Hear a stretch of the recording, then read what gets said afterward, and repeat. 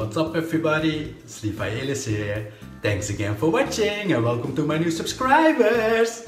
If you're new to my channel, I'm trying to bring you cryptocurrency news in an entertainment kind of way, so it's easy for you to digest. So today, everybody is preparing and waiting for the hard fork that will happen tomorrow. But you know what my position is? I'm not going to do anything and I'm gonna wait until the storm passes by and then I'm going to make a decision. One thing you need to know is that I am in control of my private keys, so I can decide whatever I want to do with my Bitcoin Cash. And to be honest, although the sentiment on the market is that Bitcoin Cash will be dumped very heavily, even Eric Voorhees of Shapeshift.io had indicated that he will dump his Bitcoin Cash. Nevertheless, we should not forget that it's plus minus 31% of all the hash power that can be allocated to Bitcoin Cash. And to be honest, they are also solving the scalability issue.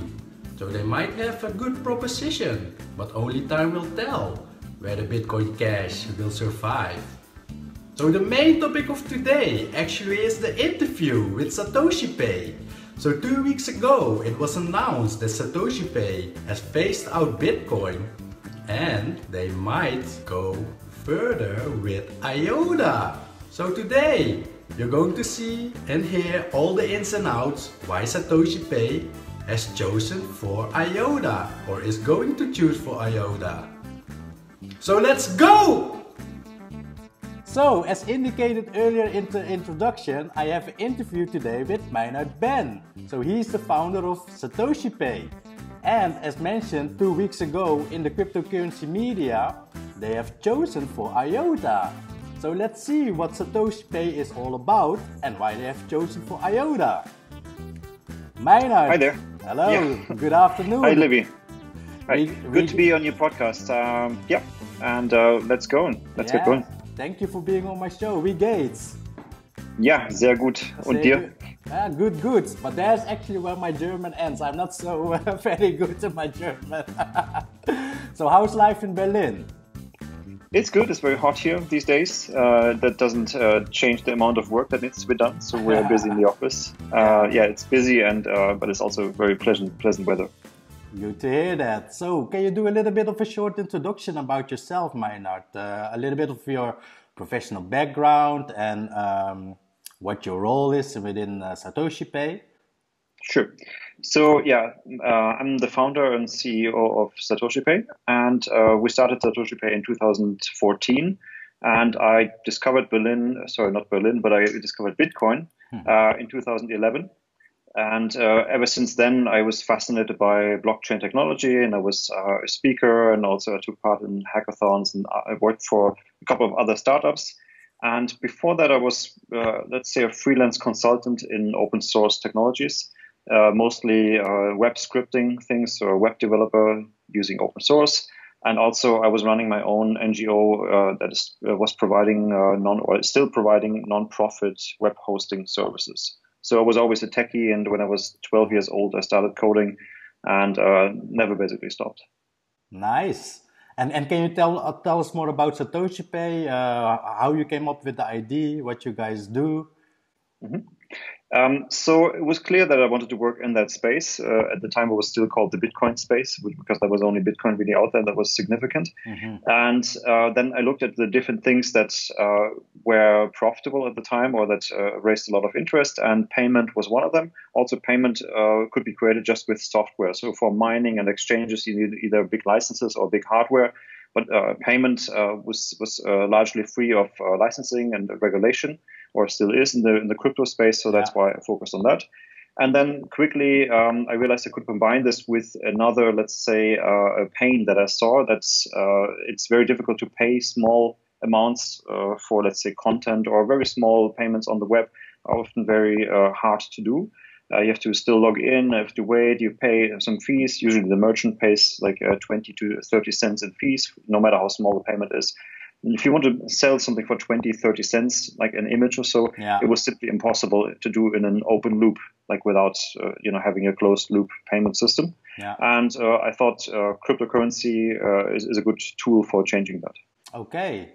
And what this might be a rhetorical question, but what in the end was your decision to stop with Bitcoin? Yeah, so Bitcoin was initially a strong love relationship, but then became a love-hate relationship over the years, especially because we're quite dependent on the fees with our business model. The fees were rising, and it was kind of, the boiling frog. The water got hotter and hotter, and we couldn't really do much. But then we decided to jump out just recently when fees were like around $4 sometimes per transaction. So it was completely unusable for our use case. And even if it goes down like 10 times again, it's still going to be unusable for our use case because we want to allow amounts to be transacted that are like in the cent area, 1 cent or even less. Yeah. So that was not possible anymore, and there was not much movement. Even with Lightning or other extensions to the Bitcoin network, we will not get to zero or close to zero fees as we have in other ledgers. Yeah. So we looked around a little bit. We looked at Stellar. And we also looked at IOTA, of course, because I met Dominic a few times here in Berlin at different events and also at other conferences. And we had like a good personal relationship always. And I was looking at it on the sidelines. But now when it entered the exchanges, this was a big moment, I think, for IOTA. Yeah. And it became really, it materialized itself. And we said, okay, well, this is now a good time also for us to check it out and have a technical due diligence. Yeah. So we did a technical due diligence with Stellar as well, as I said, just because we need to have some comparison and make a good business decision based on that. We're still actually, and that's maybe sort of a little bit of a misunderstanding. We have not decided on the switch to IOTA completely. Things look very good, but we need to do more technical due diligence, and we are the next 2 weeks we're intensively doing this together with the IOTA crowds. And that's what the collaboration is about, that we internally do some of our homework, and the IOTA developers and media people are also helping us with that a lot. Okay, but you are still pitching also with Stellar, or are they out of the race now? Well, not entirely. Let's say we will make a very informed decision at the end of this sprint. We have a software development sprint running at the moment. After that, we will come together and decide which way we'll go, or if we will be even agnostic to ledgers and use the right ledger for the right use case. Because there might be use cases where IOTA is more usable than Stellar or any other ledger, or maybe even some Bitcoin ledger in some circumstances might make more sense if we want to transact higher value using our system.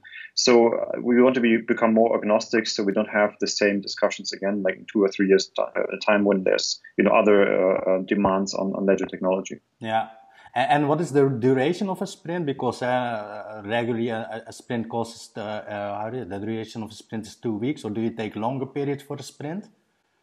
The sprint is 2 weeks. Okay, so we can expect some results in 2 weeks. Fairly certain, maybe even before that. Yes. Okay, so, sounds good. We're still doing the proof of concept, which is a little bit unrelated with what we do internally. But I mean, currently, August definitely is the focus of getting an informed decision on this. Yeah.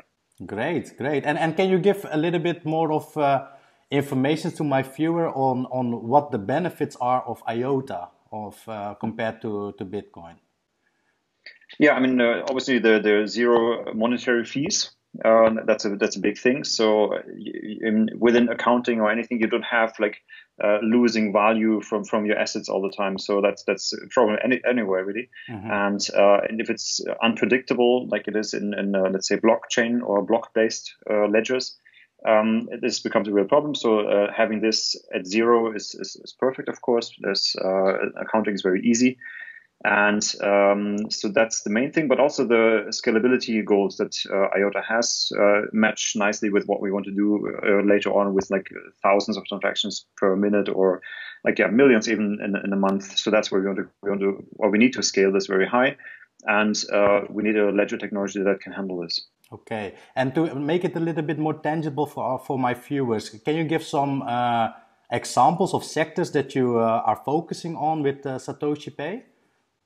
Yeah, so if you go to SatoshiPay.io, you can already see it working with Bitcoin. This has been working for the last, I think, 2 years that way. Yeah. And we use this platform to acquire publishers, to work with publishers that want to sell, for example, PDF files or videos or single articles on a website. And that's exactly how it works. So you see an article and it has a little button, pay let's say 5 cents here or pay like 10,000 Satoshis. You click on it, and then within less than a second, it will pay and reveal the content in the same space without reloading the page, without opening pop-ups and these kind of things. And you can just read on the page, and payments are very seamless and very fast this way. So that's really where it's sort of revolutionary, because in all other payment systems you usually have like pop-ups, redirects, and then you download a file, you get to a new screen. It's kind of cumbersome. We combined, let's say, the access to content with the payment in one step. Sounds great. Sounds great. Okay, so I'm out of questions, Meiner, to be honest. So already, already. I wanted to also keep it short, not to make a long video about it.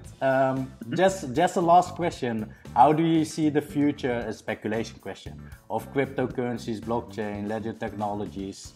And are there any final words that you wanted to say on SatoshiPay or IOTA that we didn't cover? So future is bright, I think, and this has proven right again and again over time. And again, another boom we had at the beginning of this year, or like the first quarter of this year. I think these booms will happen, and they might become bigger and bigger, because the more mainstream this technology gets, and that's also what we try to do, to bring it to a mainstream audience, just by people that know nothing about blockchain. They can just even use PayPal or credit cards to in a way purchase cryptocurrencies in the background, which will just be the fuel of what we're running, and not even know, and just have a better user experience based on blockchain technology, or like blockless technology, sort of cryptocurrencies and online ledgers. So, and SatoshiPay, I hope there are no final words here. That's just the start of the words. I mean, we have great things ahead, and we are happy to now look into solutions, because it has been a pain for a while. We sort of ignored it because we focused on onboarding publishers and kind of brushed the whole fee issue aside, and also the network changes in Bitcoin. But now we face this problem. We went public with it. We talked to our investors about it. It will set us behind in sales, of course, and growth in terms of turnover. But in the long time, it's a necessary decision, and all the publicity we got now, also due to the fantastic IOTA community, was absolutely overwhelming. So I'm very happy with this, for sure. Sounds great. So whenever the proof of concept is there, can we connect again to talk about it? Shortly? Absolutely, yeah. I would like to show you through, maybe even do a screencast, and we can look and get people on it. Sure. Let's do that.